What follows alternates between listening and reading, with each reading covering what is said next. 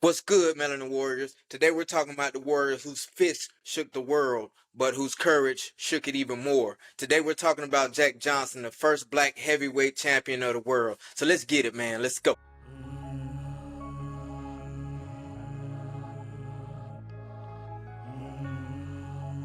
Stand for something, you gon' fall for anything. Melanin Warriors. Let's go. M-E-L-A-N-I-N. Warriors. M-E-L-A-N-I-N. Warriors. M-E-L-A-N-I-N. Warriors. M-E-L-A-N-I-N. Melanin Warriors. Melanin Warriors. I shade all my kings and queens. Melanin Warriors. Either you stand for something or fall for anything. The police were going to step in and stop the fight as a result of Burns' weakened condition and the terrible beating he was taking. Here in round 14, Johnson rushes in, lands an uppercut, 3 left hooks, a tremendous barrage of punches, lefts and rights which have Burns helpless. At this very moment, in the early seconds of round 14, the police shut off the motion picture cameras and stepped into the ring, awarding the heavyweight championship of the world to Jack Johnson. Here. Now, when most people hear Jack Johnson's name, they think of boxing, they think of championships, knockouts, and historic fights.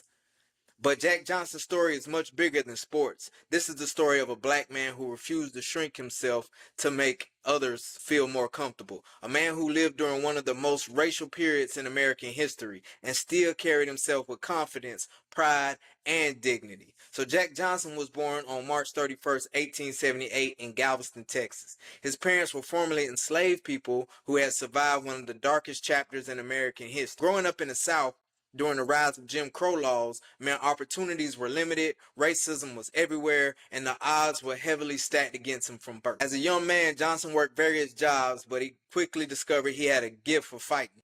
He began competing in local boxing matches and eventually turned professional.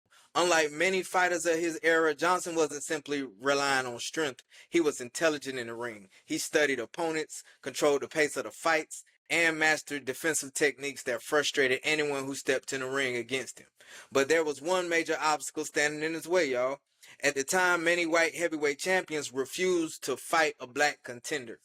They feared losing to a black man because the social consequences would be enormous. So even though Johnson was clearly one of the best fighters in the world, opportunities to compete for the championship was intentionally kept away from him.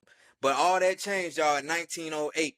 After years of chasing the opportunity, Johnson finally secured a title fight against heavyweight champion Tommy Burns from Sydney, Australia. On December 26, 1908, Jack Johnson dominated Burns and became the first black heavyweight champion of the world. Think about what that meant. This wasn't just a sports victory. This was a direct challenge to the racist beliefs of the era. Millions of people had been taught that black people were inferior. Now the most dangerous man on the planet, the heavyweight champion of the world, was highly melanated, y'all. For many highly melanated people, Johnson's victory was a source of tremendous pride. For many white Americans who believed in racial superiority, it was something they could not accept. The backlash came really quick. Newspapers and promoters began searching for someone who could take the title away from Johnson. They called this person the Great White Hope. I'm sure you guys have heard of that before. The idea was simple. Find a white fighter capable of restoring what many considered the natural order. We're going to leave that with that said. Eventually, they convinced former heavyweight champion James J. Jeffries to come out of retirement. Jeffries had never lost a fight and was viewed as the perfect candidate to defeat Johnson. The fight was scheduled for July 4th, 1910. The atmosphere surrounding the events was unlike anything boxing had ever seen. This wasn't just a sporting contest. It had become a symbol of race relations in America. People across the country believed the future of racial hierarchy was somehow tied to the outcome of the boxing match. When the fight finally began, Johnson remained calm. He smiled, he taunted, and outclassed Jeffries throughout the entire fight. Round after round, Johnson proved he was the superior fighter. By the 15th round, Jeffries' corner threw in the towel to stop the punishment. He was whooping that boy, man. I'm telling you. Jack Johnson had won the fight. The first highly melanated heavyweight champion had defeated the Great White Hope.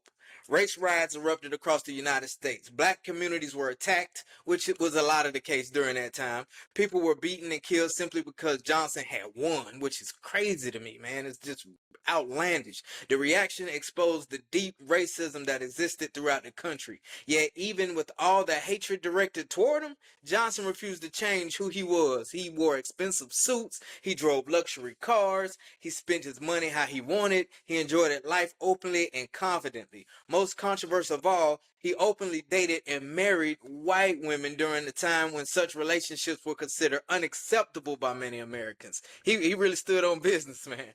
His success, wealth, confidence, and independence challenged everything racist society believed a highly melanated man should be. Eventually, authorities found another way to target him. In 1913, Jackson was convicted under the Mann Act, a federal law that was supposedly designed to combat prostitution and human trafficking. Many historians believe Johnson's prosecution was motivated largely by racism and outrage over his relationships with white women. It's even said that this particular Mann Act was actually created for Johnson to hinder him any further, because he was just out there living his best life, you know what I'm saying, not letting Jim Crow laws or any kind of racism stop him. He just kept doing what he was doing, and you know, they had to find some kind of way to pump his brakes. Facing prison, Johnson left the United States and spent years fighting overseas. He traveled throughout Europe, South America, and other parts of the world while continuing his boxing career. In 1915, Johnson finally lost the heavyweight championship to Jess Willard in Havana, Cuba.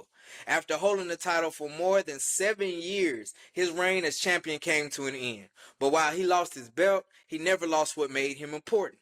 Jack Johnson represented something larger than boxing, everybody. He represented resistance. He represented confidence in the face of hatred. He represented the refusal to let society define your worth.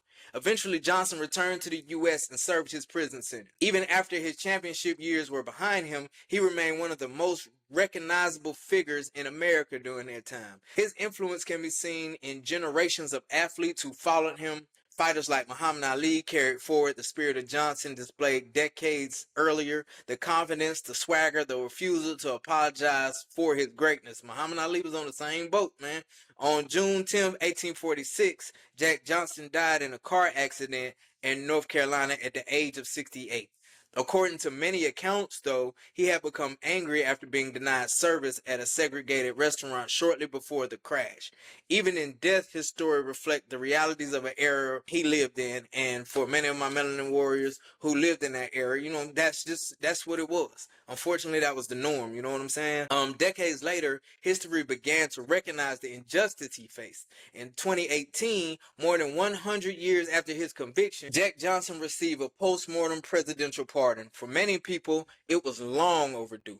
Today, we look back at Jack Johnson. We shouldn't see just a boxer, y'all. We should see a pioneer. We should see a man who stepped into a hostile world and refused to be intimidated. We should see someone who challenged racial barriers long before the civil rights movement and paid a heavy price for doing so. Jack Johnson proved that greatness isn't measured only by champions. Sometimes greatness is measured by the courage to be yourself when the entire world wants you to be someone else.